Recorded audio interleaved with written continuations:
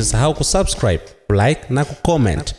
Umoja wa Afrika AU umeisimamisha nchi ya Guinea-Bissau kushiriki katika shughuli zake zote siku mbili baada ya jeshi la kumpindua Rais Umaro Sissoco Embalo na kusitisha mchakato wa kutangaza matokeo ya uchaguzi yaliyotarajiwa kutolewa hivi karibuni. Shirika la habari la AFP limeripoti kuwa mwenyekiti wa kamisheni ya AU Mahmoud Ali Yusuf alithibitisha kusimamishwa huko, akisema hatua hiyo inachukuliwa mara moja kufuatia ukiukaji wa misingi ya kidemokrasia katika taifa hilo dogo la Afrika Magharibi linalozungumza Kireno. Mapinduzi hayo yametangazwa Jumatano, ambapo jeshi lilisema limemuondoa madarakani Embalo na kuteua Jenerali Ota Ntam aliyekuwa mkuu wa majeshi kuwa rais wa mpito kwa kipindi cha mwaka mmoja. Embalo, ambaye awali alikamatwa na wanajeshi, alifanikiwa kukimbilia Senegal siku ya Alhamis. Kwa upande mwingine, mgombea upinzani wa urais Fernando Diaz, anayesisitiza kuwa ndiye mshindi wa uchaguzi, aliambia AFP kuwa yuko salama na anajificha ndani ya nchi. Mapinduzi haya yamekosolewa vikali kimataifa. Katibu mkuu wa Umoja wa Mataifa Antonio Guterres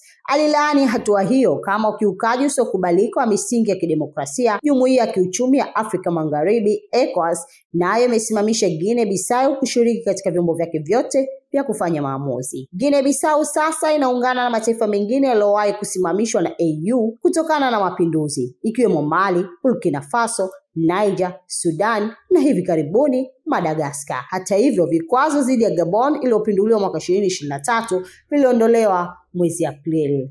Mimi ni Zakia Nanga. Kwa update nyingine endelea kutufuatilia kupitia mitandao yetu ya kijamii @mwanahalisi TV. Ili kwa wa kwanza kupata habari zetu, tafadhali usisahau kusubscribe, like na kucomment.